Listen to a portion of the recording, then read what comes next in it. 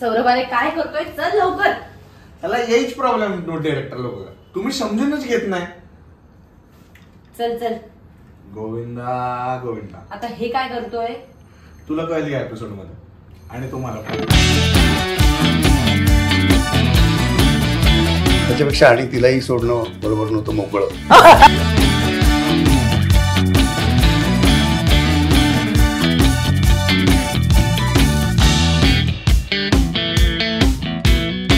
असं म्हणतात काही वर्षांनी नवरा बायको भाऊ बहीण. आणि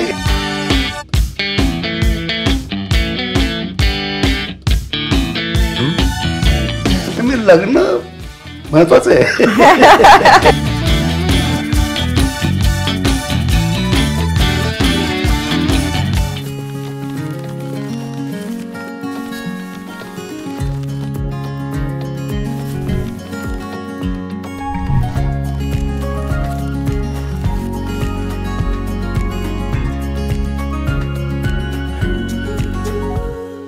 नमस्कार, मी रुजुता देशमुख. द अनुरूप शो मध्ये तुम्हा सगळ्यांचं मनापासून स्वागत.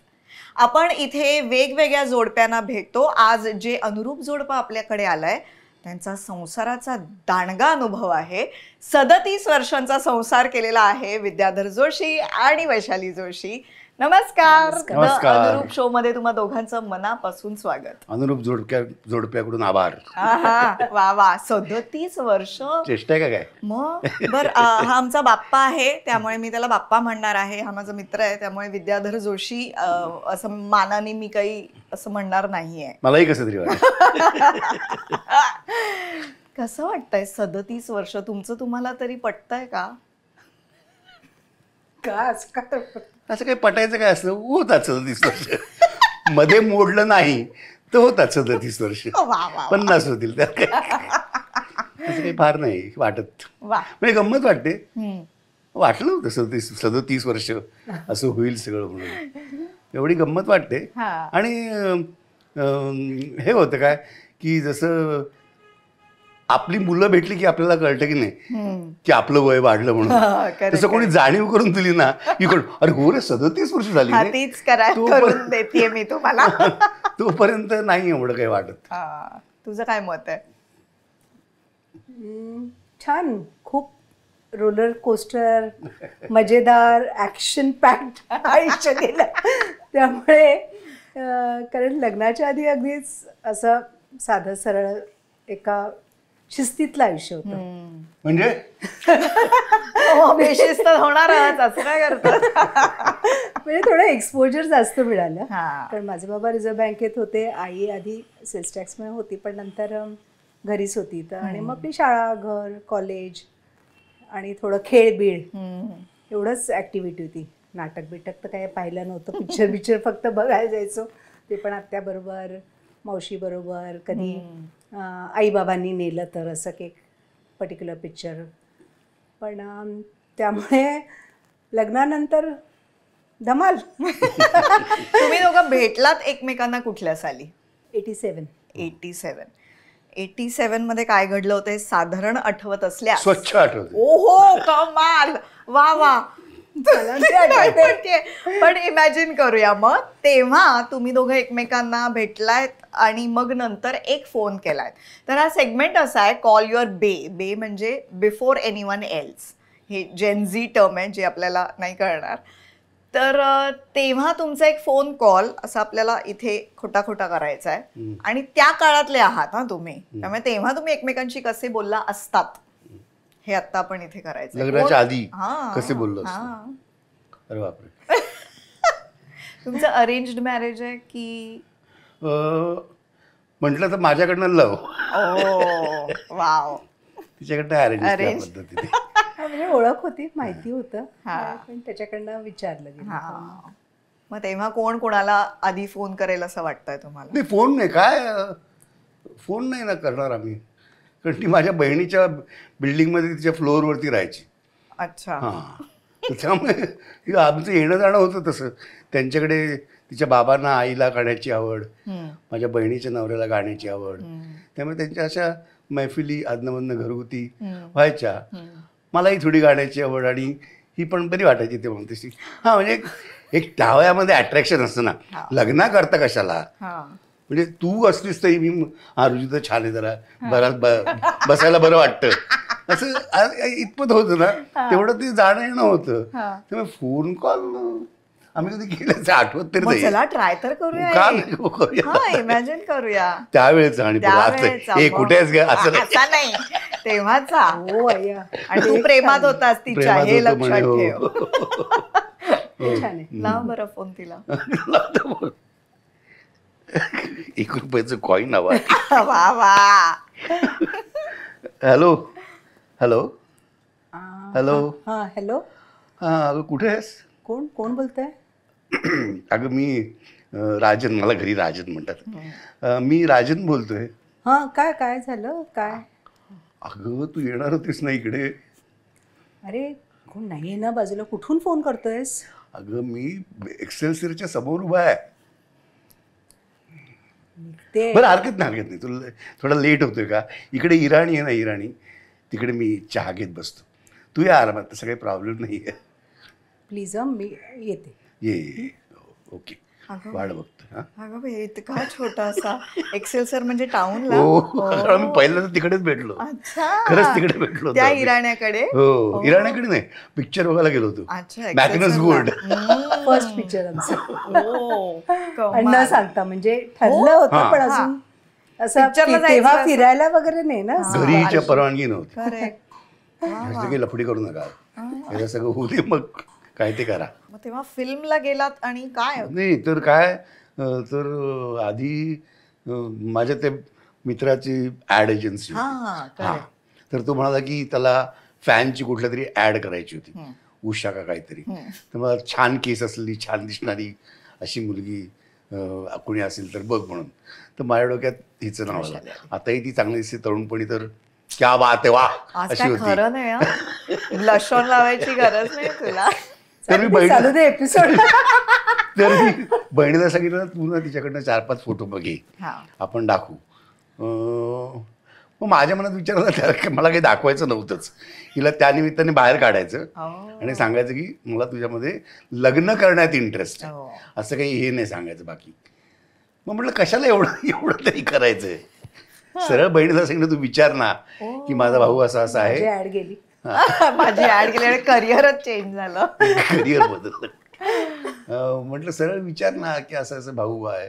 तर तिने विचारलं बहिणीने हिच्या घरी. मग यांच्या घरी हिच्या आईला फारसं पसंत नव्हतं वाटतं.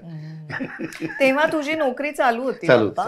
माझी म्हणायची काय हा मुलगा तो खादीचे कुर्ते घालून झोळ्या लटकवून फिरतो कशाला. प्रायोगिक नाटकं करायचो ना, कुर्ते आणि झोळ्या वगैरे म्हणजे हे होतं ना, म्हणजे मस्त ट्रेंड होतं ना. त्यामुळे तिला वाटायचं की हे काय खरं नाही, भिकेची लक्षणं नाही. मग ती म्हणाली मी बोलते म्हणून तुझ्याशी. मग बहिणीकडे आली बोलायला माझ्याशी. मग म्हणाली सांगते काहीतरी 4-5 दिवसात का काहीतरी. म्हटलं बरं 4 दिवस ना, 4 दिवसांनी सांगायचं. म्हटलं नाही असेल तरी चालेल पण सांगायचं. तर म्हणाली बरं. पण ट्युशनचा खडूस पण नाही असेल तरी हा पण सांग, लटकवून ठेवून. करेक्ट बरोबर. तर मग मी असं चालूगिरी असते की नाही, तर मी काहीतरी विषय काढला होता. तर उद्या असं जायचंय, खरं लांब आहे खूप पण इतकं चांगला पिक्चर आहे की मला जायचंय, असं काहीतरी मी सुरू केलं. मी कुठे जाणार आहेस म्हटलं, असं असं तिकडे एक्सेलसियरला म्हटलं मॅग्नस गोल्ड पिक्चर लागलाय, तो बघायला जायचा आहे. तर जाताना तिने मला सांगितलं मी पण येते म्हणून. हळूच सांगितलं. मग तिला बोलवलं तिकडे, ती आली आणि मग पिक्चर बघितला आम्ही. वा वा.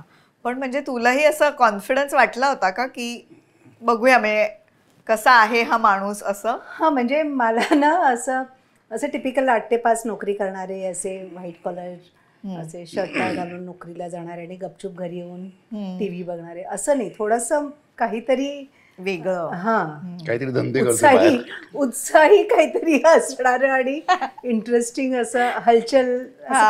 हा येतात दिसायचा किंवा आम्ही त्या म्हणजे जसं माझ्या आईबाबांकडे गाण्याचा काही कार्यक्रम असेल तर बसलोय, त्याचं काहीतरी विटी बोलणं, मजेदार गप्पा, त्यामुळे ते आवडत होतं. त्यामुळे बाकी असं काही खूप विचार नव्हता की छान वेल ऑफ आणि खूप चांगलं नोकरी असणार असं नाही, पण एक पर्सन म्हणून नोकरी होती, हा म्हणजे खूप असं काही असं खूप मोठं पैसे बिसे असं काही. असं काही नव्हतं. आणि जसं ते शेजारी फॅमिली म्हणून व्यवस्थित माहिती होती. ओळखीचं, तर चांगल्या फॅमिलीमुळे एक आपण छान आरामात मजेत राहू शकू. अंडरस्टँडिंग फॅमिली वाटली म्हणजे आहेच. तर त्यामुळे आणि मग घरच्यांना कसं त्यांचा थोडा नाही मग काय तसं विरोध असं नव्हतं. हा माझ्या बाबांना तर खूपच पसंत होतं. हो अच्छा.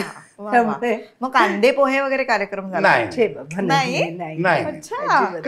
कारण कांदेपोहे कधी अगदीच तुमची म्हणजे अनुरूप मधनं गेलं असतं आणि जर का की बाबा ह्यांना बघायला जा तर मग कांदेपोह्याचा कार्यक्रम होईल. आम्ही तसं नव्हतं ना, घरच्या घरीच होतं, त्यामुळे कांदेपोहे असं नाही झालं, झाली पसंती.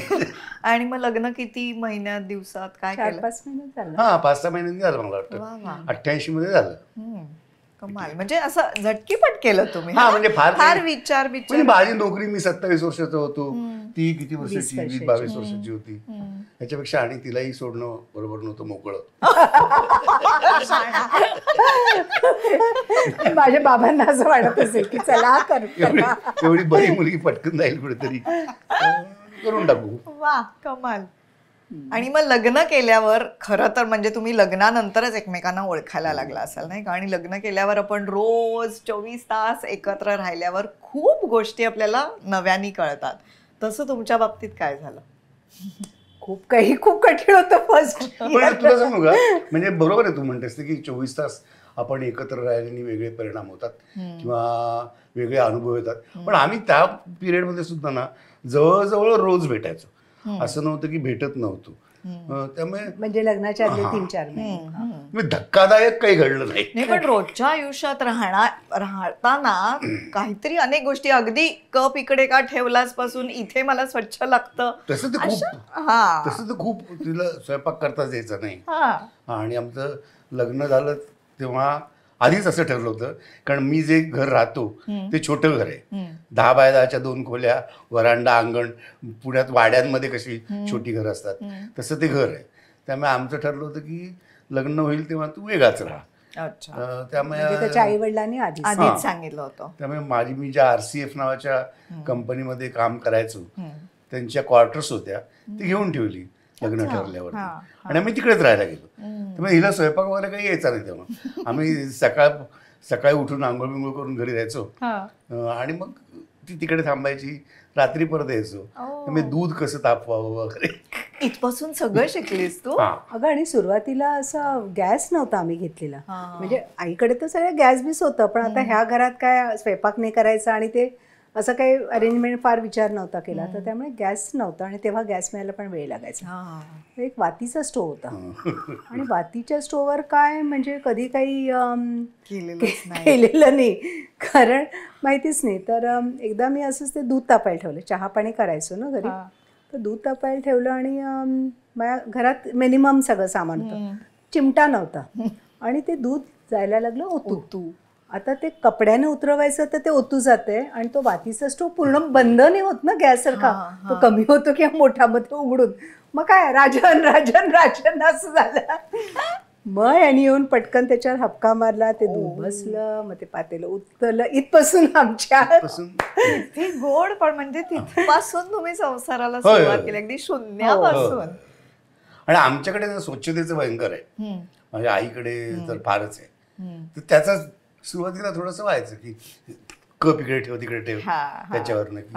आता कोस्टर्स तेव्हा नव्हते आमच्याकडे, पण कप ठेवताना उचलल्यानंतर लगेच हात फिरवणं किंवा दुधाच्या पातेलीवरून दूध ओतून झाल्यानंतर कडेवरून, दुधाच्या पातेलीच्या कडेवरून पाण्याचा हात फिरवणं, हे प्रकार तिला माहिती नव्हते.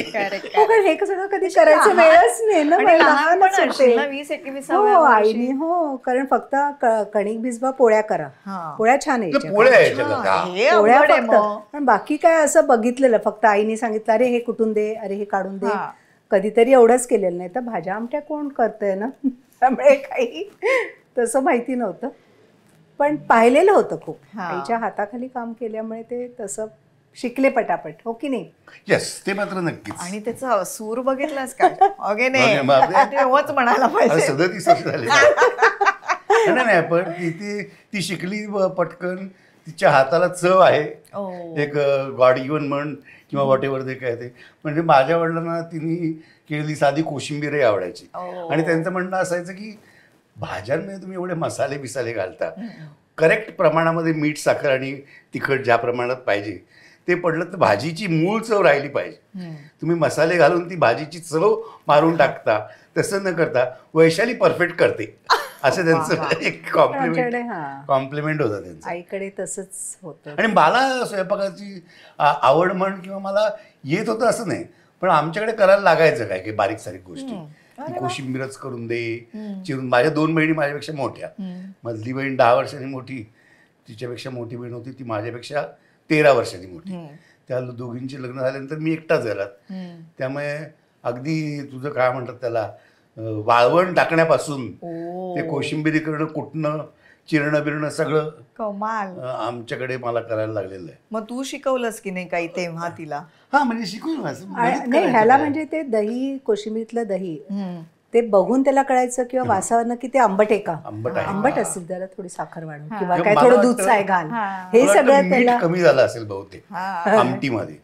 तुला कसं कळतं? बघून कसं मला वासाने अंदाज येतो असं होतं तुला. अशा तऱ्हेने त्याच्या फीडबॅकनी मी जास्त पण चांगलं करते, स्वयंपाक चांगला करते, परफेक्ट होत गेले. असं मिळून झालं ते सगळं. आणि तुला काही म्हणजे आता नवीन घरी आली आहेस, त्यांच्या सवयी खाण्यापिण्याच्या कधी कधी आपल्याला चव पण मॅच होत नाही बघ, तसं काही झालं तेव्हा? तसं थोडं झालं. भाज्या आमट्यांमध्ये ह्यांच्याकडे गुळ जास्त. म्हणजे आता आपण ब्राह्मणमध्ये पण काय कोकणस्थ कराडे, मी कराडे आणि कोकणस्थ, तर ह्यांच्यामध्ये सगळ्या म्हटलं ही त्या भाजी आमटी गोड का गोड लागते. म्हणजे ते ठराविक, ते फक्त बाकी रोजचं. आणि आता ती पटकन सांगत नाहीये, पण आमच्याकडे एक पद्धत होती. आता आहे मी ब्राह्मण, आता आहे मी कोकणस्थ, त्याला काय करणार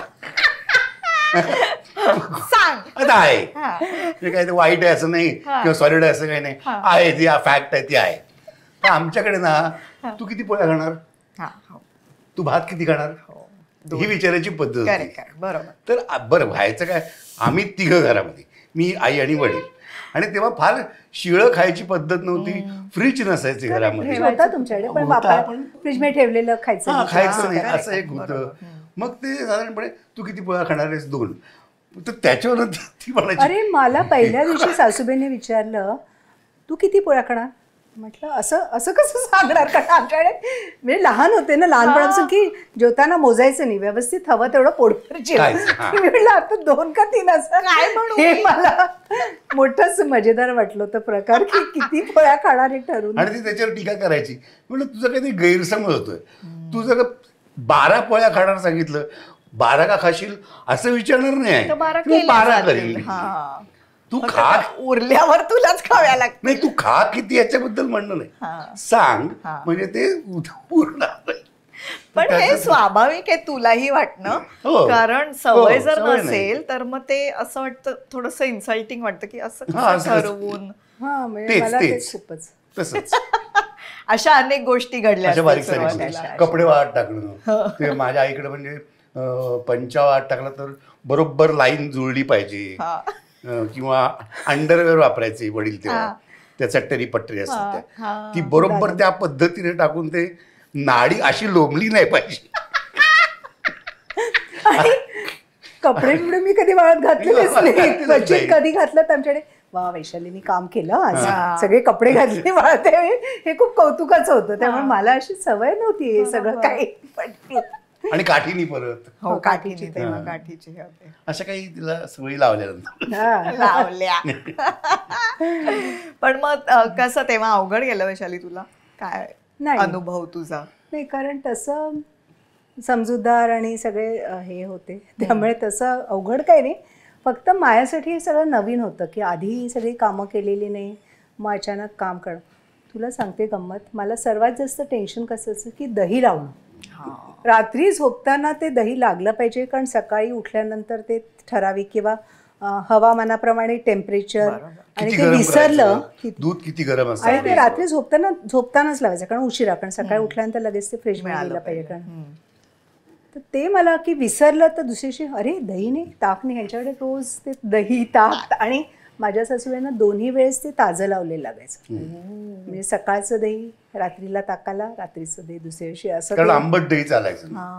पण हे म्हणजे मला हे फक्त लक्षात आहे बाकी तसं रोजच्या रुटीनमध्ये नाही काही फार त्रास झाला तसं अनुरूप होतं. पण काही जर सुरुवातीच्या काळात म्हणजे आता ह्या झाल्या मी जे बोलते त्या रोजच्या आपल्या छोट्या छोट्या गोष्टी पण कधी कधी स्वभावाने सुद्धा आपल्याला अचानक दोन वेगळ्या घरातली माणसं एकत्र राहायला लागतात तेव्हा जर काही खटकलं असेल किंवा जर काही आवडलं नसेल तर ते तुम्ही सवयीचं कसं करून घेतलं हे मला ऐकायला आवडेल की अशा अनेक गोष्टी असतात की याच्यातलं मला हे आवडत नाही तिच्यातलं मला ते आवडत नाही पण तरी सुद्धा आपण एकत्र राहतो आणि आपण त्याची आयदर सवय करून घेतो चिडचिड करतो काहीतरी तर तुमच्यात असं काय घडलं होतं तेव्हा भांडण व्हायची ना म्हणजे पण तरी असं मेजर विषय काही प्रॉब्लेम असं मेजर काही हे नाही. भांडणं खूप भांडणं व्हायची पहिल्या 1-2 वर्षात भयंकर भांडणं व्हायची नाही असं नाही ती म्हणजे हिच्या घरातल्या लोकांच्या वागणं त्यांचं इगो मग हिचं माझ्या घरातल्या लोकांच्या ते टिपिकल असतं ना त्यांचे इगो मग त्यांचे इगो झाले मग ही तिच्या घरातल्या लोकांची बाजू घेणार मी माझ्या घरातल्या लोकांची बाजू घेणार पॉझिटिव्ह मग आम्ही दोघं एकमेकांच्या घरातल्या लोकांची विरुद्ध बोलत नाही म्हणून आम्ही दोघं भांडणार आणि तुला गंमत माहितीये का असं आमचं भांडण व्हायचं काहीतरी तावाने भांडण म्हणजे कसं ते जरा लांबतं की नाही भांडण चकमकी खूप चकमकी सोडून देते आताही होतात तर भांडण तेव्हा लांबायची पण समजा कुठल्या तरी विषयावर भांडण झालं की सकाळी भांडण झालं दुपारी काय झालं की ते सुरू राहायचं काहीतरी धुसफूस दिवसभर काहीतरी अमुक तमुक मग संध्याकाळ झाली की मग मिनिमम बोलणं जेवायचं काय आहे अमुक केलंय जेवणार आहेस हो मग वाढून घ्यायचं मी टी व्ही समोर जाऊन बसायचं वेगळं बसायचं असं कर थोडं धुसफूस करत दिवस जायचा मग रात्री बेडवरती मी जाऊन बेड आवरून सगळं घालून ठेवला की ती आवरून बिवरून घरातलं काय असेल ते तिचं काम जे असायचं ते ती करून यायची पडायची आणि दही लावून मग मी ते बेड वगैरे घालायचो बाकी वातावरण गरम असं थोडस आणि बेड घालायचो मग ती यायची आवरून वगैरे मग काय 2 मिनिटं वाचायची आणि मग लाईट बंद करायचा आता दिवसभर माझ्या डोक्यात काहीतरी चाललं बरं मी थोडासा विचित्र आहे माझ्या डोक्यात काहीतरी चाललेलं असायचं या गोष्टीवरून ना तिच्याही डोक्यात चाललेलं असेल अंधार झाला की त्या सगळ्या गोष्टी पुढे यायच्या डोक्यातल्या बाहेर यायच्या आणि मग माझ्या डोक्यातल्या बाहेर आलं की माझी तडफड सुरू व्हायची आणि ही 3ऱ्या मिनिटाला झोपायची ग त्याचाही राग येत असेल मग तुला संताप झोपू कशी सांगते अरे मी इकडे तडफडतोय आणि झोपते कशी मग मी काय करायचं माहितीये मी उगाच असं झोपते मला उठवायचं असं काहीतरी हे करायचं किंवा गुडघाच लावायचा काहीतरी जोरात जणू काही मी झोपलोय मग तिला जाग यायची अरे काय झालं झोपलीस तू हो का काय झालं तुला काही बोलावं असं वाटत नाही हे झोपले मी आता दमले रे मी उद्या बोलूया ना काय ते मग तू दमले म्हणजे मी काय गोट्या खेळलोय दिवसभर मी पण दमलोय ना हो ना दमलायस ना मग झोप असं म्हणून ती अंगावरती हात टाकायची की धन्यवाद संपला विषय सकाळी उठलं उजेड पडला की डोक्यात उजेड पडायचा अरे का भांडलो आपण दिवसभर रात्र बरबाद झाली तरुणपणाच्या लग्नातली रात्र तो सगळा उजेड पडायचा डोक्यामध्ये आणि परत नॉर्मल व्हायचं त्यामुळे अशी काही लोकांच्याकडे 8-8 दिवस भांडण टिकतात ना नाही तसं नाही झालं आमच्याकडे आणि बोललं झालं सोडून दिलं कारण असं आतून राग नव्हता आणि मग हळूहळू मग ते लक्षात आलं की अरे हे खूप क्षुल्लक कारणानं आपण किती बात का बतंगड बनवतो आणि जे आपल्याच मनात त्याचं असं तसं म्हणजे वेगवेगळ्या अनुषंगाने आपण त्याचा विचार करत राहतो वेगवेगळ्या दृष्टीने तेवढं काही नसतंच त्याला खरं बेस पण तेव्हा जेव्हा आपण ते करतो तेव्हा आपल्यासाठी ते खूप महत्वाचं असतं म्हणजे अटीतटीचा सामना की असं कसं आणि काय माहिती का, मला असं वाटतं की मलाही असं वाटायचं की माझ्या घरच्या लोकांचं चुकतंय, तिलाही असं वाटत असेल की तिच्या घरच्या लोकांचं चुकतंय, पण मान्य कोण करणार? मेजर भांडणं हीच होती. त्यामुळे तेच म्हणजे सोपं होतं की नाही खरं. बरं मी तिला काय सांगायचो, बोमलो ते माझ्या घरचे काय वाटेल ते करतोय, मी तुझ्याशी नीट वागतोय ना, तुला काय करायचंय तू तिला ते नाही चालायचं, तू त्यांना का बोलत नाही, अरे मरू दे ना त्यांना का बोलत. पण त्यामुळे असं खुन्नच नव्हती. पण मग ते असंच विरत गेल्या या गोष्टी ना, हा. की सोडून देऊया. हळू लक्षात आलं की म्हणजे लक्षात आलं स्वभाव ह्याचा की हा नाही बोलणार, हा नाही सांगणार, किंवा हा आतून मनातून वाईट नाहीये, किंवा खरं तसं कशाला. आणि मग हळू बिझी होत गेलो, मग मुलगा झाला, देन आपलं प्रायोरिटीज बदलतात. प्रायोरिटीज किती वर्षांनी झाला? बरोबर 3 वर्षांनी, म्हणजे 3 वर्षांनी. हा, 2 आणि वर्षांनी. तू नोकरी कधी सुरू केली? मी 6 महिन्यांनी म्हणजे आधी मला असं काही नोकरी करायचं हे नव्हतं, पण मग नंतर मी मला तिला म्हटलं की हे बघ, मी काय असं खूप पैसे वगैरे कमवणार नाही, कारण मी काही ह्या प्रोफेशनमध्ये येईन असं कधी जन्मात वाटलं नव्हतं. हाऊस म्हणून प्रायोगिक नाटक करायचं, त्याच्यामध्ये कुठे पैसे मिळतात आपल्याला, तर त्यामुळे म्हटलं मी काही असं पैसे वगैरे माझ्याकडे खूप नाहीत, अन्न वस्त्र निवारा हे मी तुला देऊ शकतो, पण जरा छानचोकी करायची असेल तर माझ्यामध्ये तू छोटीशी नोकरी करावीस. मला सुद्धा खूप अशी खूप पैसे मिळवावेत आणि खूप गाड्या घोडे असावीत अशी हाव किंवा हाऊस, किंवा माझी आपण हाव असं कशाला वाईट म्हणावं, हाऊस म्हण किंवा तशी ॲम्बिशन नव्हती माझ्यामध्ये की मी 4 गाड्या असाव्यात माझ्याकडे, त्याच्याकरता कष्ट करीन वर नाही. हे आहे त्याच्यामध्ये छान आपण मज्जा करूया. तर म्हटलं तू थोडीशी मज्जा करायची असेल तर एक जवळच कुठेतरी नोकरी कर. मग ती पार्ट टाइम तिला नोकरी एका ठिकाणी लावली की शाळेमध्ये ॲडमिनिस्ट्रेशन वगैरे. सकाळी 7 ते दुपारी 12:30, 12:30 नंतर थँक्यू, घरी येऊन मज्जा. अरे क्लास, कमाल. आणि मग मूल झाल्यावर परत एक वेगळा संसार सुरू होतो, वेगळंच आपलं. हा, मग तेव्हा कसं काय घडलं? तेव्हा तू काय नोकरीतून वेळ कसा काढलास का कसं? तेव्हा बाकी तुझा अभिनय चालू होता की फक्त तुझी नोकरी? प्रायोगिकच तेव्हा चालू होतं. संध्याकाळी वर्षात एखाद दुसरं नाटक केलं, संध्याकाळचं झालं. जेव्हा झाला शौनक तेव्हा तुझं नाटक चालूच होतं. हा, ते ऐन वसंतात अर्ध्या रात्री नावाचं, मिड समर नाईट्स ड्रीम. म्हणजे ही बाळंत झाली. मी संध्याकाळ 6 वाजता हे मी आतमध्ये ऑपरेशन थिएटर नाही, लेबर रूम मध्ये मी परमिशन घेऊन गेलो होतो. आणि तेव्हा खरं इतकं ऑफिशियली नव्हती परवानगी ना, कारण पुरुषांना ते झेपायचं नाही तेव्हा, तेच चक्कर. आत गेल्यानंतर मला ते डॉक्टरनी सांगितलं की हे बघताना तुम्हाला चक्कर येऊन पडली तर आम्ही तुमच्याकडे बघणार नाही, तुमची रिस्पॉन्सिबिलिटी. स्पष्ट वक्ते होते. मी पण म्हटलं हरकत नाही, माझ्याकडे नकाच बघू, तिच्याचकडे बघा. त्यामुळे ते बघितलं, बाहेर आलो आणि 15-20 मिनिटांनी हिला म्हटलं मी आता काय करू, इकडे बसू जात रिहर्सलला. चाललास तू रिहर्सलला? बाळ ते आतमध्ये तिकडे, तू इकडे, मी करू काय म्हटलं. गेलो रिहर्सलला. माझी आई होती बरोबर. त्यामुळे लग्नानंतर नोकरी करून आम्ही सांभाळलो. आई होती 1.5-2 वर्ष आई जवळच राहत होती, म्हणजे जवळ राहत, त्यामुळे मुलाला तिकडे सोडून तिचा सपोर्ट असल्यामुळे करू शकले. कारण आईला माझा जन्म झाल्यामुळे आईला नोकरी सोडावी लागली होती तिची चांगली सेल्स टॅक्स मधली, तर त्यामुळे ते तिला फार होतं की मूल झालं म्हणून नोकरी सोडवावी न लागावी, म्हणून तिने फुल सपोर्ट केला आणि त्यामुळे मी ते माझी नोकरी करू शकले. आणि आम्ही दोघंही तसं सगळं हा वर्क ऍडजस्टमेंट. ती सकाळी 7ला यायची, पण त्याच्या आधी 5:30ला उठून ती 2 डबे त्याचे असायचे तेव्हा. सुरुवातीला 2 नव्हते, सुरुवातीला 1च डबा होता, पण नंतर 2 डबे असायचे.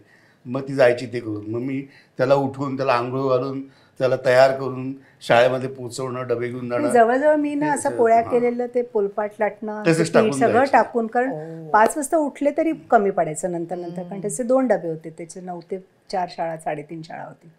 मग जवळजवळ तो असं सगळं स्वयंपाक करून ठेवून तसं शाळेत पळायचं, मग हा सगळं आवरायचं. असं मिळून मिसळून केल्यामुळेच ते दिवस करेक्ट झाले.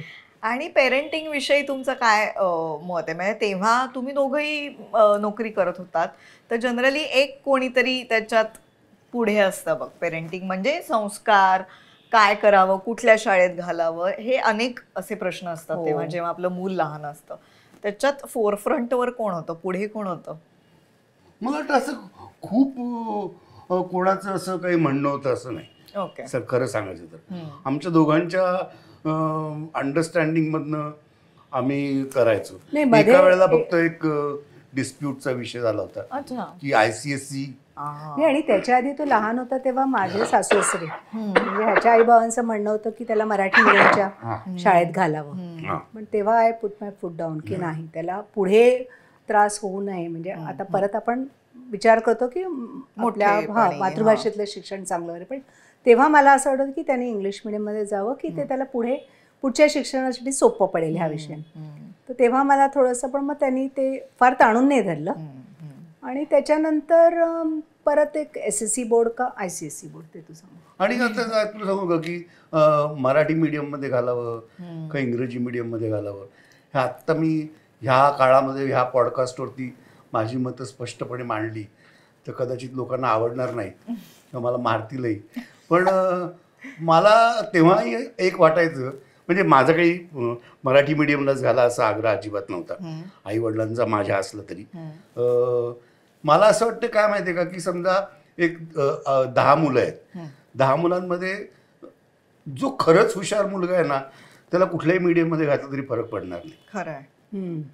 पण जो ॲव्हरेज मुलगा आहे असं तेव्हाचं तरी माझं मत होतं.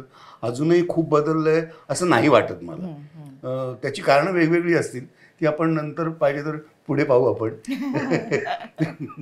तर ते ॲव्हरेज मुलगा जर का असेल ना तर माझे असं मत होतं आहे की त्याला इंग्रजी माध्यमामध्ये जर का शिकवलं तर कदाचित त्याचा मराठी माध्यमातून SSC झालेला मुलगा आणि इंग्रजी माध्यमातून SSC झालेला मुलगा ॲव्हरेज ज्यांना फार मोठं करिअर नाही, हे जर का एका ठिकाणी क्लार्कच्या नोकरीला गेले दोघे जण एकाच ठिकाणी, तर इंग्रजी माध्यमातला मुलगा आधी सिलेक्ट होईल असं साधारण तेव्हाचं तरी वातावरण होतं जॉबच्या बाबतीत.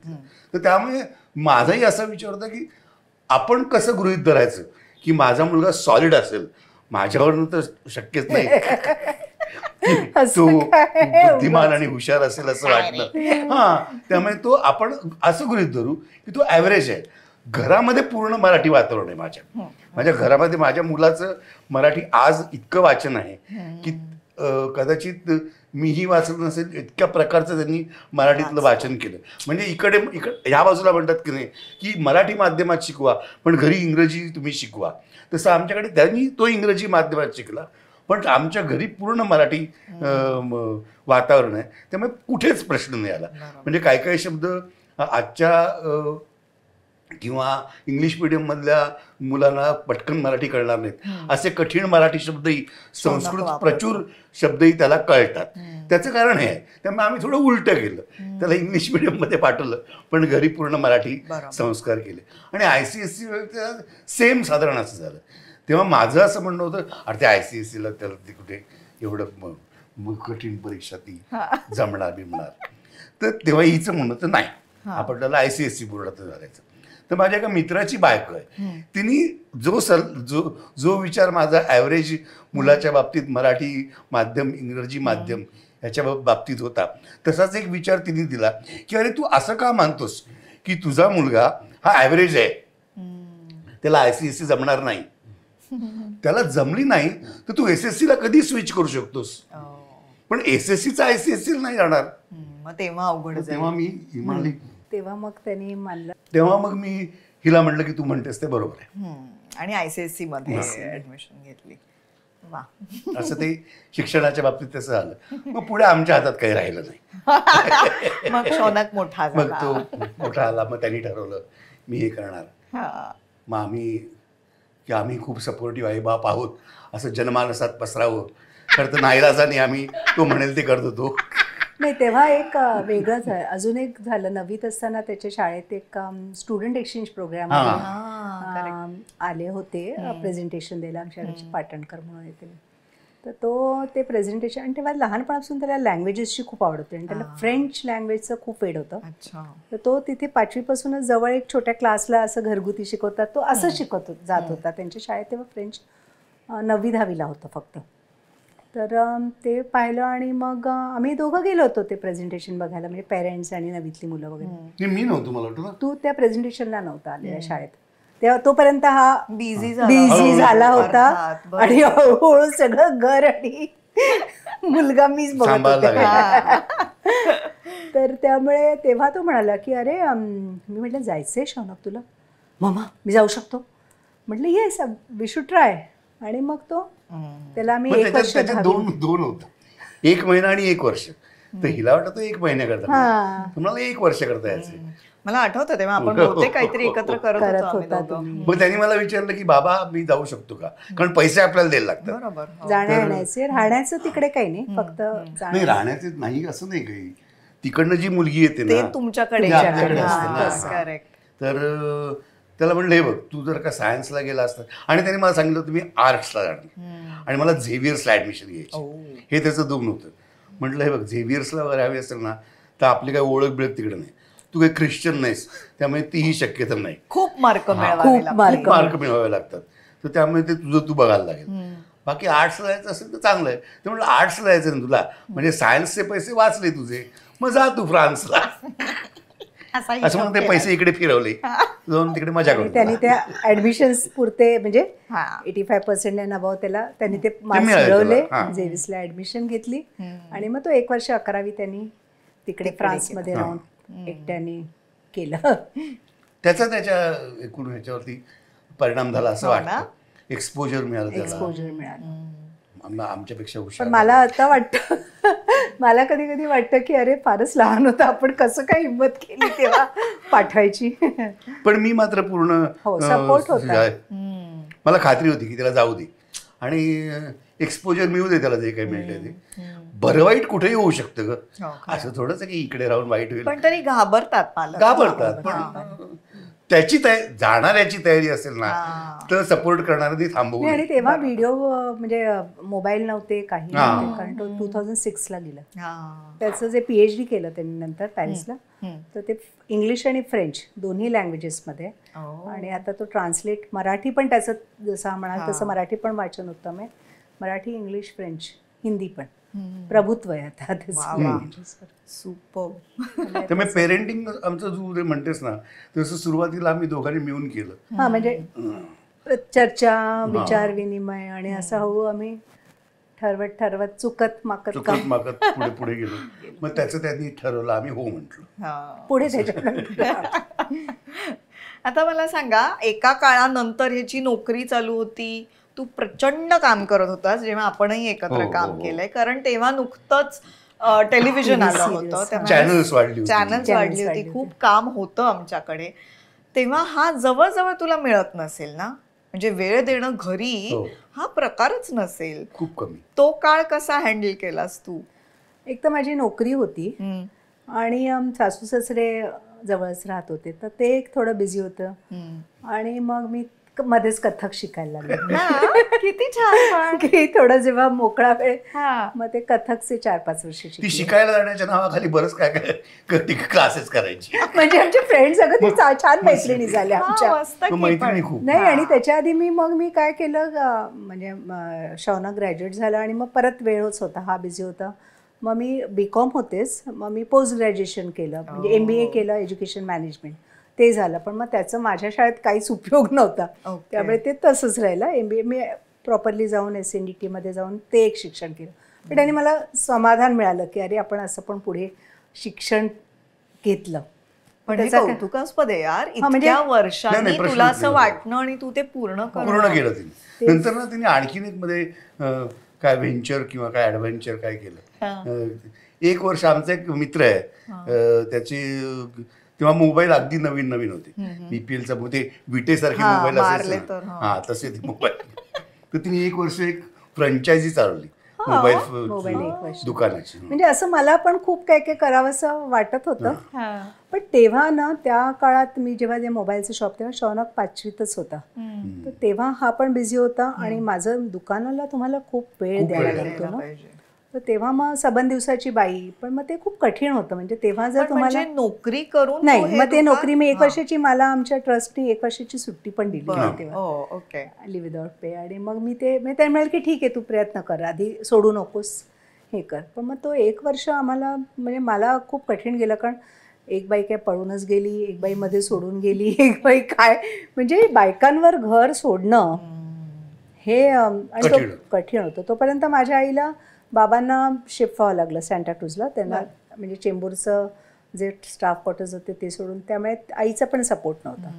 बायकांवर घर सोडून आणि मुलाला, मग मी ते शेवटी डिसिजन घेऊन परत नोकरीत. आणि मग ही इतर काही की शिक्षण केलं, मग त्याच्यानंतर कथकचे क्लासेस केले. आणि ते हिचे आई वडील गेल्यानंतर ना, सांताक्रूजला शिफ्ट झाल्यानंतर मॅनपॉवरचा प्रॉब्लेम व्हायला लागला. कारण जे एक हक्कानी आम्ही खूप ग्रँटेड धरलं मी आईला. पण त्यांना आवडतं ते असं. हो, ते प्रेमानेच केलं. म्हणजे माझी आई तर तयार होती, बाबा ह्याला माझ्याकडेच ठेव, सँटाक्रूजला मी बघते असं. आणि माझ्या आई वडील कसं तेव्हा बऱ्यापैकी वय झालं आणि त्यांनी जाहीरच केलं होतं की आम्ही आता रिटायरमेंट म्हणून. नाही, म्हणजे आमचं लग्न झालं तेव्हा माझ्या सासूबाई 60 होते आणि सासरे 70, त्यामुळे तसं त्यांचं वयच मोठं होतं. त्यामुळे तेव्हा ते हे नव्हतं, त्यामुळे ते पण बंद केलं. फ्रँचायझी होती ती, शाळेत जायला लागली. नाहीतर जर का मॅनपॉवरचा आणि सगळा सपोर्ट असता तर 3-4 मुलं आम्ही होऊन दिली असती.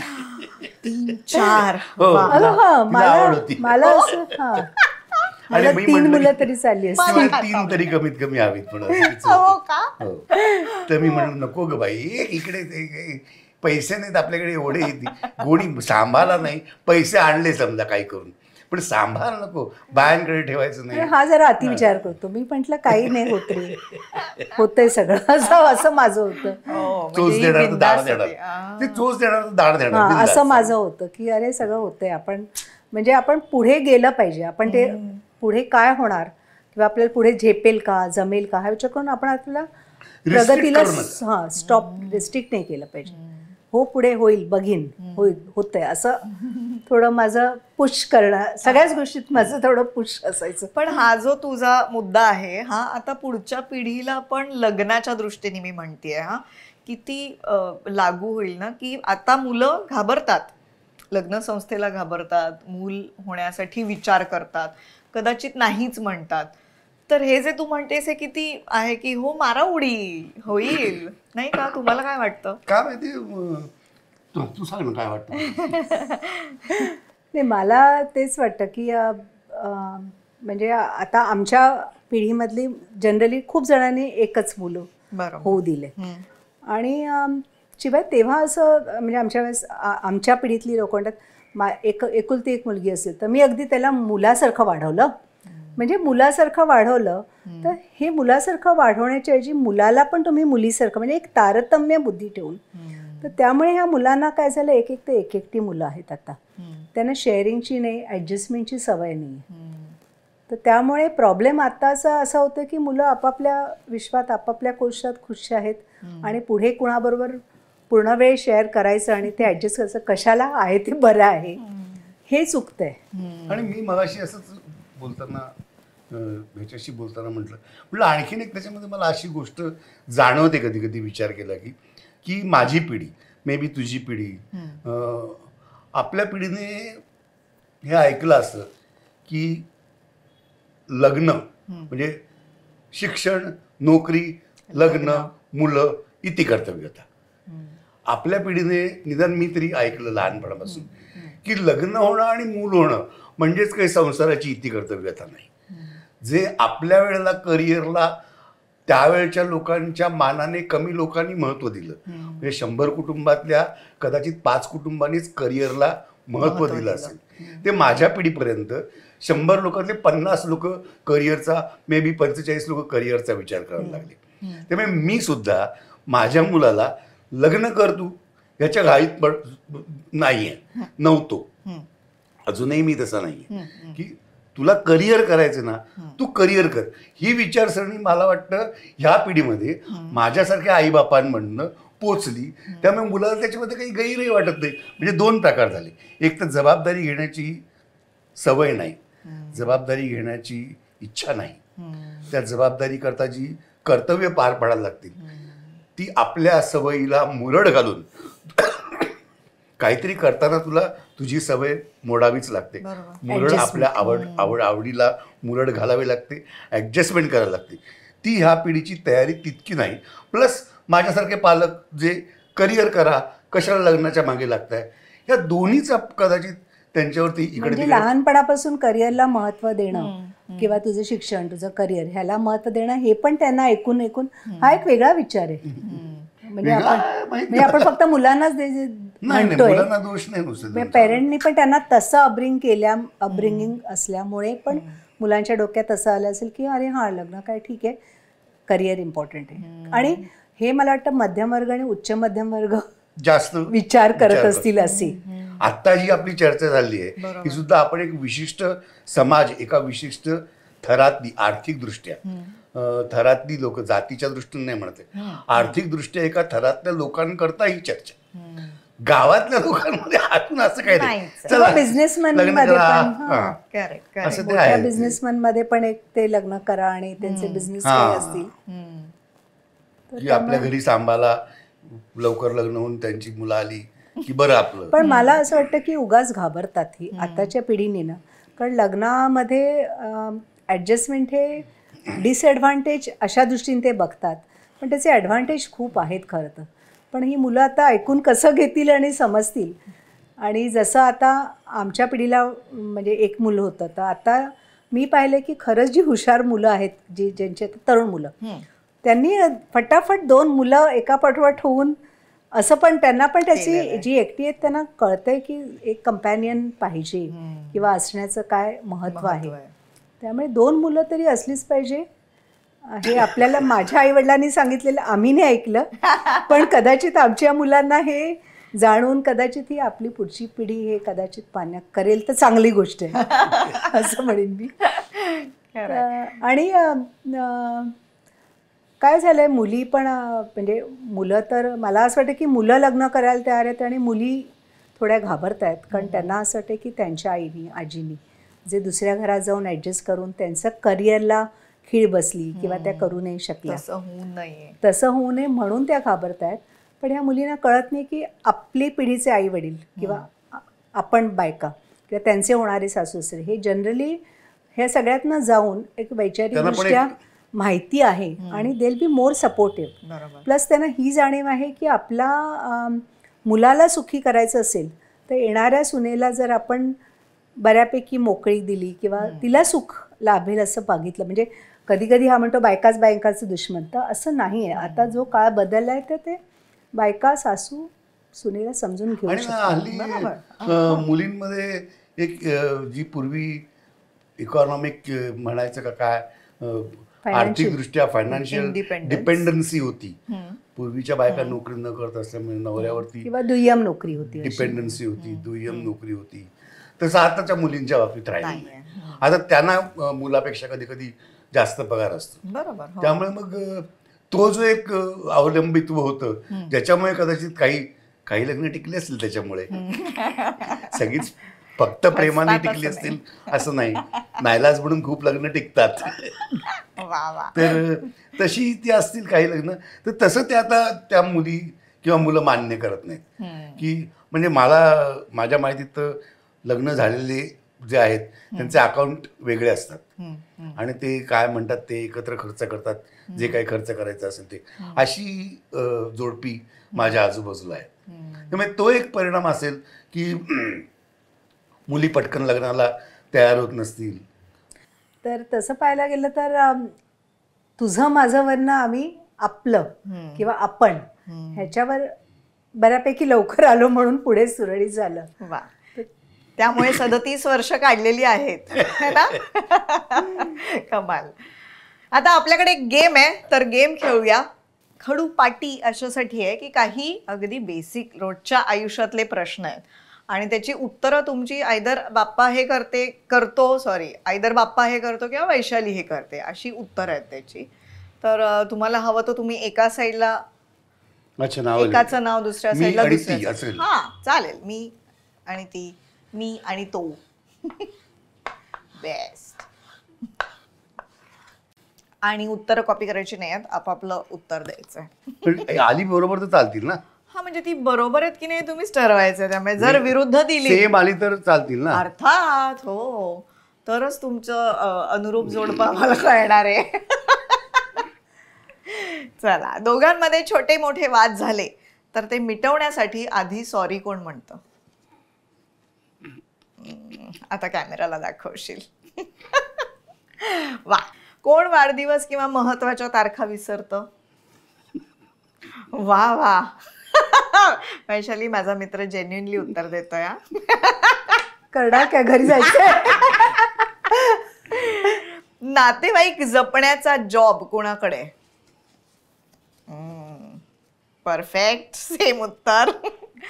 कोणाच्या झोपेचं शेड्यूल जास्ती बिघडलेलं आहे? Okay, same. तुमची 37 वर्ष कळतायत बरं आम्हाला. कोण जास्ती रोमॅन्टिक आहे? हे उत्तर चुकलेलं आहे. दोघांचंही मी असं म्हणणं आहे.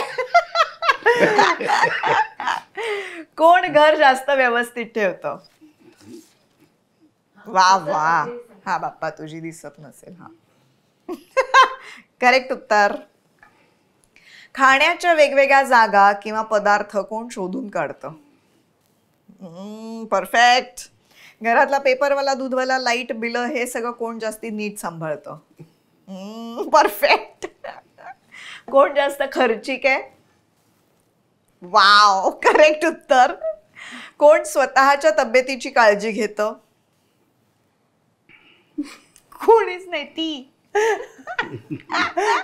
खरं म्हणजे कोणी म्हणजे थोडक्यात कोणाच्या सवयी जास्ती चांगल्या आहेत असं. असं काही एकाला झाकावं दुसऱ्याला काढावा. वा वा वा वा, कमाल कमाल कमाल. तू जे पूर्वी भांडून झोपून जायचीस ते अजूनही चालू आहे? तिला झोप लागते आता. तूही शांत झोपत असशील. नाही, आता मला त्याची सवय झाली, ती झोपते त्याची. आधीच काय ते मिटवायचं किंवा हे मिटणार नाही, तुकडा तोडला की उजेड पडला की दिवस चालू. कुठल्या तरी प्रश्नाच्या बाबतीत मला काहीतरी बोलायचं होतं पण ते राहून गेलं. आपले काय काय प्रश्न पटकन. खर्चिक एकतर कोण, सॉरी कोण आधी म्हणतं, रोमॅन्टिक कोण आहे? हा, मला रोमॅन्टिक कोण आहे कळलंच नाही तिला. नाही असं नाही. तुझ्याबद्दल ना मी ते जॉन ग्रेम का कोणाचं तर काय मेन आर फ्रॉम मार्स आणि वुमन आर फ्रॉम व्हेनस हे एक पुस्तक वाचलं होतं. त्याच्यानंतर मला पुरुषांची रोमॅन्टिक असण्याची व्याख्या आणि बायकांची रोमॅन्टिक असण्याची व्याख्या ह्यातला मधला फरक कळला. प्लीज सांग मला. अगं खूप आहे. म्हणजे खरंच आत्ताच्या नवीन जोडप्याने ते पुस्तक वाचावं. त्यामुळे तो असा का वागला किंवा तो असं म्हणाला किंवा तो मला काय वाटतं हे त्याला कसं कळलं नाही हे त्या पुस्तकानं आपलं ॲक्सेप्ट केलं की त्याची मेंटॅलिटी वेगळी आहे आणि आपण वेगळ्या पद्धतीने विचार करतो की ते बऱ्याचशा गोष्टीही सॉल्व्ह होतात. त्यामुळे रोमॅन्टिक कोण आहे ह्याच्याबद्दल वेगळं. तर आपल्याकडे इथे येऊन खूप पुरुष म्हणतात की मी जे म्हणाले ते कळलं कसं नाही किंवा मला आता काय वाटतं हे कळलं सांगा. तेच तेच तेच काय आता सांगितलं तर काय फायदा असं बायकांचं म्हणणं. येस. वा वा, कमाल.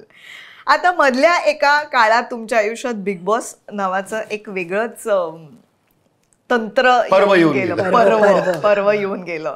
जेव्हा बाप्पा खरं तर किती फ्रस्ट्रेटेड होता हे साधारण मला माहित होतं, पण तू ते अनुभवत होतीस आणि आत्ताचा काळ असा होता की तू त्याचा अभिनय सगळं बघितलंयस, पण हे सगळं ट्रोलिंग हे जे त्यातली जी निगेटिव्ह एनर्जी आहे ही तू पहिल्यांदा अनुभवली असशील. त्यामुळे तुला बाहेर राहून बायको म्हणून तू ते सगळं कसं हँडल केलंस हे आधी मला तुझ्याकडून जाणून घ्यायचं आहे. ऍक्च्युली हा इंडस्ट्रीमध्ये असून सुद्धा ना कधीच ह्याचं नाव कुठे खराब नाही ऐकलं. कुठल्याच दृष्टीने तो ही वॉज नाही जेंटलमॅन म्हणूनच म्हणजे तो माहिती आहे. आणि बिग बॉसचं म्हणजे बापरे, जेव्हा म्हणजे खरं तर मी त्याला आग्रह केला की रे जा, झालं तुझं पिक्चर झालं करून, नाटक झालं, सिरियल झालं, आता हे एक राहिलं म्हणून जा. तर आय ॲक्च्युली एनकरेज्ड हिम आणि तो गेल्यानंतर जेव्हा मला असं ते बघून कळत होतं की नाही त्याला राहायचं नाही आहे, त्याला खूप त्रास येते, तर तेव्हा मी खूप अस्वस्थ असायची. आणि जेव्हा ते काहीतरी यायचं ना की ह्याला तो बायकांच्या ह्याच्यात त्यांनी ती लावणी केली, ते मी मोबाईलवर पाहिलं आणि मी एवढी अशी टेलिकास्ट व्हायच्या आधी जे आल्यानंतर मी अशी सोफ्यावर बसले होते, तिकडेच पडून एवढं मला रडू आलं की बापरे याला काय काय करावं लागतंय. That was really very tough time. म्हणजे मला पहिला आठवडा आय वॉज एक्साइटेड आणि नंतर आता कधी बाहेर येतोय असं झालं की का कुठे ह्याच्यात कशात फसवलं म्हणजे नुसतं पाठवणं न पाठवणं हा नाही, पण एनकरेज मी केल्यामुळे ते मला दोष माझा वाटत. आता तू सांग, तुला बाहेर पडल्या क्षणी जे हुश्य वाटलं त्याच्यानंतर तुला बऱ्याच वेळा असं म्हणतात की मानसिक त्रास होतो बिग बॉस मधून बाहेर आल्यावर, किंवा काही दिवस महिने जातात त्याच्यात, काही जणांना त्याचा ट्रॉमाही होतो. तर असा काही अनुभव तुला आला? माझ्या बाबतीत झालं ना. मी शांत झालो होतो. मग तुला बरं वाटलं असेल का? नाही अजिबात नाही. मला भांडण नको, मोठ्याने आवाज नको, असं मला झालं होतं. एवढंच झालं होतं. याच्यापेक्षा जास्त ट्रॉमा नव्हता काही. पण तिकडेच असताना मी एवढा ट्रॉमामध्ये होतो आतमध्ये शेवटचे 2 आठवडे की that was enough for me. पण एक वेगळंच आयुष्य घडलं. वेगळं नाही. ते काय वाईट आहे किंवा चांगलं आहे असं मी काहीच असं म्हणणार नाही. ज्याला ते झेपेल तरी ते करावं. मला नाही झेपलं एवढंच. सोपं आहे ते, बाई काय नाही. पण बाकी म्हणते की ते साडी नेसायला लागली वगैरे, त्याचं मला काही वाटलं नव्हतं. ते टास्क होतं, गंमत होती आणि ती कोणी कशीही घ्यावी, त्याचं मी काही करू शकत नाही. तुम्हाला वाटलं असेल हा काय बावट आहे, तर हो म्हणा बावट आहे. पण मला त्यांनी सांगितलं होतं तसं करा, माझ्या टीम करता तसं करायचं होतं. आणि ना एक वेगळं हे होतं माहिती, त्या विशेष त्यांनी साडीचं काढलं म्हणून सुरेखाताई मला लावणी शिकवणार होत्या. हे तू गंमत लक्षात घे. मी तिकडे आतमध्ये गेल्यानंतर सगळ्यात मनापासून कोणाला नमस्कार केला असेल तर तो सुरेखाताईने केला होता. मोठी एवढी नर्तिका ती, इतक्या छान बाई, कला त्यांची. त्या बाईला स्टेजवरती बघ तू आणि स्टेजच्या बाहेर बघ, ओळखणार नाहीस तू. स्टेजवरती त्यांची ग्रेस, त्यांचं दिसणं, त्यांच्या अदा. आणि मेकअप रूममध्ये मी त्यांच्या शेजारी होतो. पण सुरेखाताईंना भेटायचं होतं बालगंधर्वला. आमचा नंतर नाटकाचा प्रयोग होता. सुरेखाताईंना भेटायचं होतं. मीच किती मी चाट पडलो माहिती. हा फरक. ती बाई मला लावणी शिकवणारी, मग साडी नेसायला काय हरकत आहे. तो अनुभव तुझ्या लक्षात राहण्यासारखा असेल ना. येस. वा वा, कमाल. आता मला प्रॅक्टिकली एक गोष्ट विचारायची आहे की एकतर नोकरी तुझी सतत चालू होती हे मान्य आहे, तरी सुद्धा तू आपल्या क्षेत्रात काम करत होतास. तू खरं तर घर सांभाळून नोकरी केली आहेस. तर फायनान्शियली एक जोडपं म्हणून तुम्ही फायनान्सेस कसे हँडल केले? मग सेव्हिंग्स करणं किंवा ह्याच्याविषयी कोणाचे काय विचार होते आणि ते तुम्ही मॅनेज कसं केलंय? सेव्हिंगच्या बाबतीत तुला सांगायचं ना तर माझे फक्त विचार असायचे की म्हणजे उदाहरणार्थ आम्ही सुरुवातीला माझ्या मुलाला ॲम्स्टरडॅमला पाठवलं. तर तेव्हा त्याला सुरुवातीला काही तिला स्कॉलरशिप वगैरे मिळालेली नव्हती. मास्टर्स करायला गेला तो पहिल्या वर्षी. तर त्याला आम्हीच पाठवायचं. मास्टर्स त्याचं कम्प्लीट आम्ही करायचं असं ठरलं होतं. तर त्याप्रमाणे त्याला साधारण 1,00,000-1,15,00,000 रुपये महिन्याला लागतील असं होतं. तर ते पैसे आम्ही आधीच फिक्स्ड डिपॉझिटमध्ये ठेवूया असं मी हिला म्हटलं होतं. ते पैसे कसे जमा करायचे, ते कसे बरोबर टाकायचे, कुठे टाकायचे, हे सगळं ही करायची. त्याच्या मागचं कुठे टाकलं तर जास्त फायदा आहे, कशा प्रकारे गुंतवावेत, ह्याचं सगळं ही बघायची. पण विचार हा असायचा मुळात की आपल्याला जर का करायचे त्याची प्रोव्हिजन करून ठेवायची. शेवटी ही जसं म्हणाली की चोच आहे तर दाणा देईल, तसं मी दाण्याची व्यवस्था थोडं असं आधी करण्यावरती विश्वास ठेवणार आहे. त्यामुळे ते मी करायचो. चोचीत कसं करेक्ट पडेल हेही बघायची. असं जनरलीच आमच्या फायनान्स आहे एकूण. पण अगदी प्रामाणिकपणे सांगायचं तर तिने ज्या पद्धतीने मला मिळणारे थोडेफार पैसे, आता तुला काही सांगायला नको आपल्याला काही खूप पैसे मिळत नाही, ते लोकांना वाटतं की खूप पैसे मिळतात मराठी सिरियलमध्ये काम, असं काही नाही. नाटकात त्याच्यापेक्षाही कमी मिळतात. तर ते जे काही पैसे मिळाले त्याचं परफेक्ट प्लॅनिंग सगळं हिनी केलं. आणि एक जी काही माझी प्रगती झाली फिनान्शियली म्हण किंवा घर गाडी ह्या छोट्या मोठ्या स्टेटसच्या गोष्टी ज्या आपण म्हणतो त्या सगळ्या हिच्यामुळे झाल्या. आग्रही, पुश करणारी, ढकलणारी,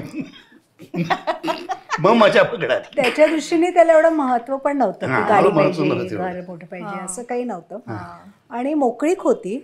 आणि मला टेन्शन असायचं की त्यांनी एवढे हार्ड अर्न मनी तर ते कुठेतरी वेस्ट झाले पाहिजे, म्हणून केअरफुली मी त्याचे इन्व्हेस्ट केले, ते ठेवले, साठवले. आणि त्याचं म्हणजे तेव्हा माझी झोप उडायची की आता हे आहेत तर ह्याचे कसे नीट व्यवस्था झाली पाहिजे. हे मी होईस्तोवर म्हणजे मला झोप नाही म्हणता येईल की ते परफेक्ट वेळेला सगळीकडे नीट मार्गी लावले पाहिजेत आणि ते साठवले पाहिजेत. म्हणजे अगदी छोटी गोष्ट म्हणजे जेव्हा शौनकची फी जेव्हा तो ICSE थोडी जास्त होती तेव्हा सुद्धा माझं ते रिकरिंग होतं. आणि ते असं रिकरिंग होतं की दर महिन्याला ते असं मॅच्युअर, दरवर्षी असं मॅच्युअर की ती मी वर्षाची फी भरू शकते. म्हणजे तरतूद करायची ह्याचं म्हणणं असायचं, ह्याचे विचार असायचे, पण प्रॅक्टिकली इम्प्लिमेंट सगळं मी करत होते. आणि त्याचा विश्वास होता. त्यांनी कधी मला असं त्याच्यात काय अडवलं नाही किंवा कधी कुठे थोडंफार नुकसान झालं नाही. डाऊट तर नाही घेतला, पण नुकसान झालं नाही. पण तरी त्याची हिंमत असेल की ओके तुला हे वाटतं ना, चल कर, बघू आपण. आणि नुकसान झाल्यानंतर मी चिडणार कसा? नाही, हिंमत दाखवतो तो, त्याला त्याचं नुकसान किंवा फायदा होऊ शकतो ना. मी हिंमत पण दाखवणार नाही आणि चुकलं तर चिडणार, याला काय. हे अंडरस्टँडिंग असल्यामुळे ते असं जनरली जिथे हा कमी तिथे मी भरून काढते किंवा कुठे असं एक थोडा कॉम्प्लिमेंटरी हळू बनत गेलं असेल कदाचित. बरोबर. पण तसं झालंय खरं. खरंय.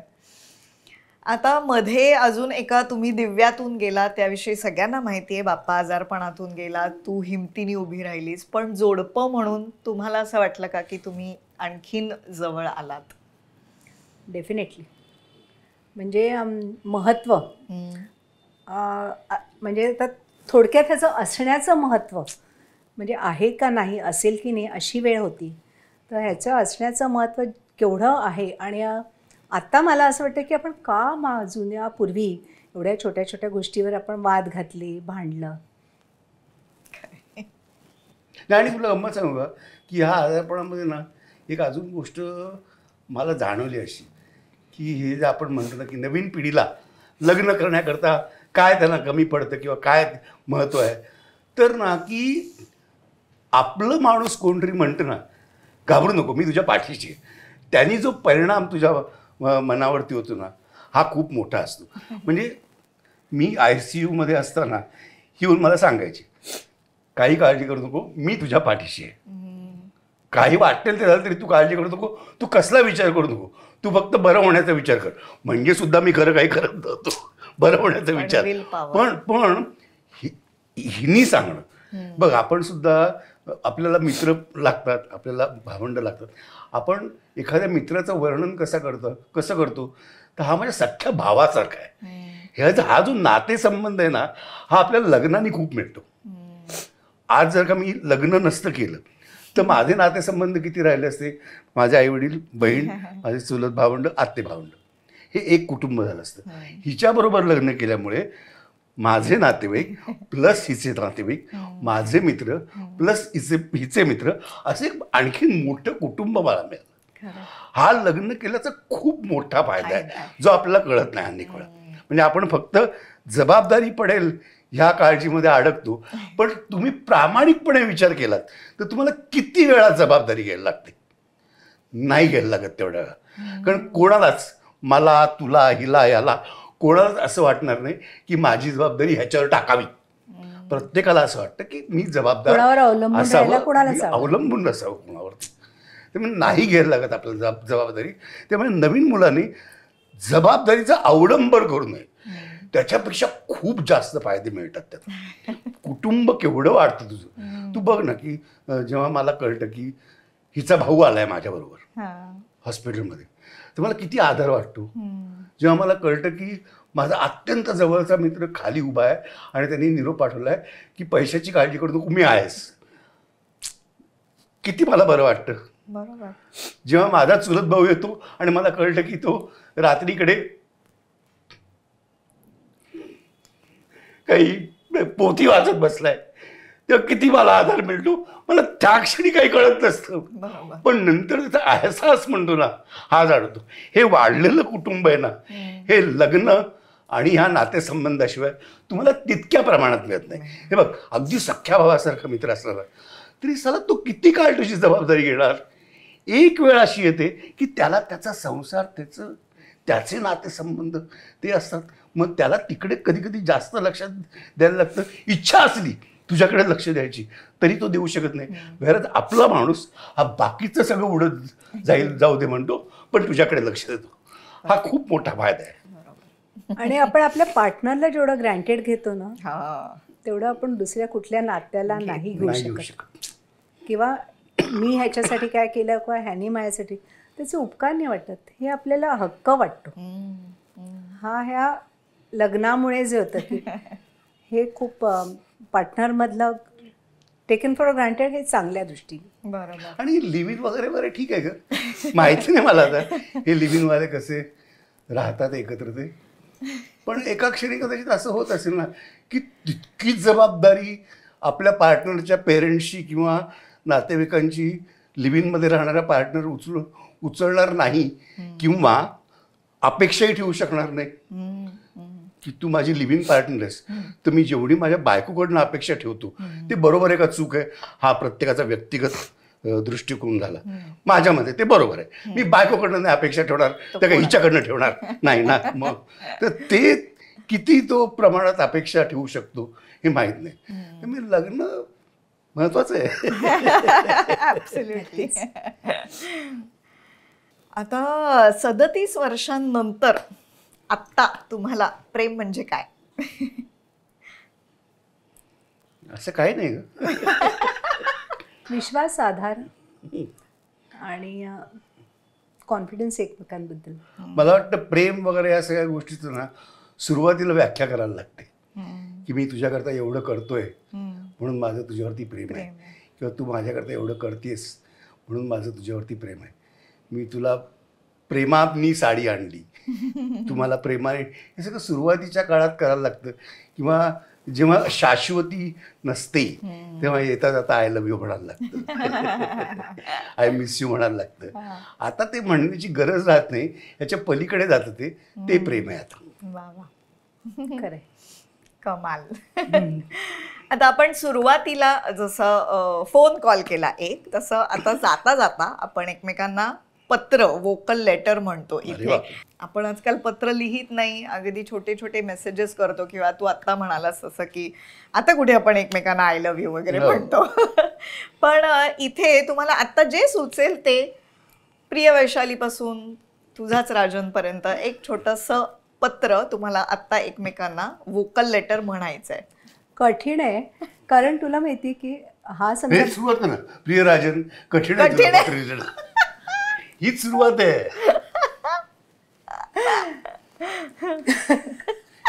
अरे देवा, चालेल आम्हाला. करेक्ट, वेगळंच लेटर होईल हे.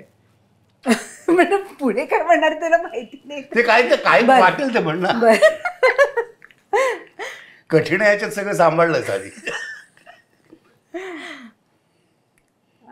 पत्र. प्रिय राजन, कठीण आहे रे, कसं काय लिहिणार, काय बोलणार. कारण तुला खरं सांगू, कधी कधी ह्याला म्हणजे साध्या गोष्टी असतात की स्वयंपाक काय करू, तर मी ह्याला विचारलं नसतं आमटी भात करते आणि काय वांग्याचे काप तळले. मला अगदी हेच खायचं होतं. नाही म्हणजे त्याला जे हवं होतं तेच मी नेमकं केलेलं असतं, किंवा त्याच्या मनात जो विचार चालू असतो तोच मी नेमकं त्याला बोलते. त्यामुळे पत्र लिहायची आता गरज नाही उरलेली. खरं सांगते, ऍक्च्युली असं होतंय आजकाल. एवढं एकमेकांना काय म्हणायचं हे ओळखून गेलेलो आहोत. नाही पण खरं आहे ती म्हणते ती. म्हणजे कधी कधी मलाही आश्चर्य वाटतं की मी संध्याकाळी माझ्या मनामध्ये एखादा विचार आलेला असतो, तोही रात्री म्हणते अरे मला नाही, अगं संध्याकाळी मी तुला हेच म्हणणार होतो, तुला कसं कळलं?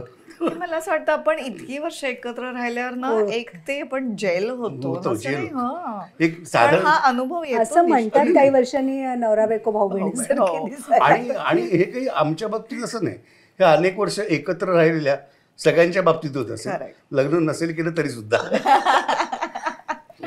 तरी तुला काही वोकल लेटर? प्रिय वैशाली, जशी एवढे वर्ष वागलेस तशीच वाग, सांभाळून घे, धन्यवाद. धन्यवाद. धन्यवाद.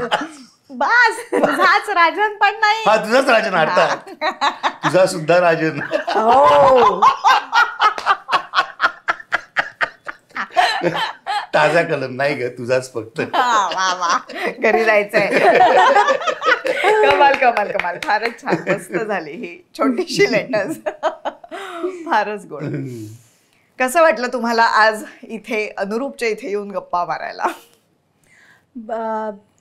छानच वाटलं. आणि जे ॲक्च्युली मनात असे काही काही विचार येत राहतात, रिसंट इन्सिडेन्सेस लग्नाचे किंवा आपल्या मित्रांच्या मुलांचं, की अरे का हे असं चुकलं, का असं होतं आहे, तर त्याच्याबद्दल एक तुझ्या चांगल्या प्रश्नांतनं उत्स्फूर्तपणे काही काही सुचत गेलं आणि जे कधीतरी मनात आलेलं बोलता आलं, बाहेर पडलं. त्यामुळे ही वेगळ्या पद्धतीची इंटरव्ह्यू, वेगळ्या पद्धतीचा इंटरव्ह्यू छान वाटला. मलाही मज्जा आली. तुम्ही नाही, छान खरं खरं. आणि मी सुद्धा तुला होकार दिला किंवा त्या आपल्या हिला होकार दिला, अनघाला. काय ना अनघाशी अनघाला. त्याचं कारण हेच होतं की मला मधल्या काळामध्ये आजारपणाबद्दल आणि याच्याबद्दल इंटरव्ह्यू देऊन एवढा कंटाळा आला होता. मग तुझं करिअर बिरियर एवढं, माझं तेवढं काही करिअर नाही तरी सुद्धा मी इंटरव्ह्यू देत होतो आपला.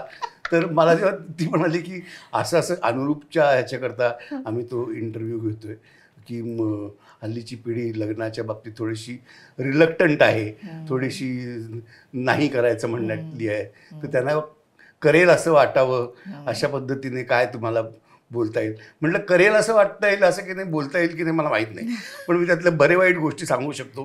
पण ओव्हरऑल मला माहिती आहे की त्यांना करेल असं वाटेल, करावं असं वाटेल, असं त्या मुलाखतीमधनं होईल.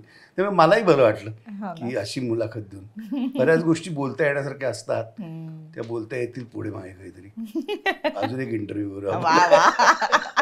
नक्कीच. सुखी संसाराचं काही अनुरूप सूत्र आहे असं तुम्हाला वाटतं? भांडा पण नांदा. नाही काय, शेवटी काय कॉम्प्रोमाइज, ॲडजस्टमेंट हे संसारच नाही, सगळीकडेच एक तुम्हाला यश मिळण्याकरता सगळीकडे हे करायला लागतं. तेच संसार आपला समजून आपण जास्त प्रेमाने केलं तर आपला त्रास कमी होतो. त्यामुळे ॲडजस्टमेंट आणि कॉम्प्रोमाइजेस हे प्रेमाने करा, खूप छान संसार होईल, खूप छान अनुभव येतील. तुझं काय मत आहे? विश्वास.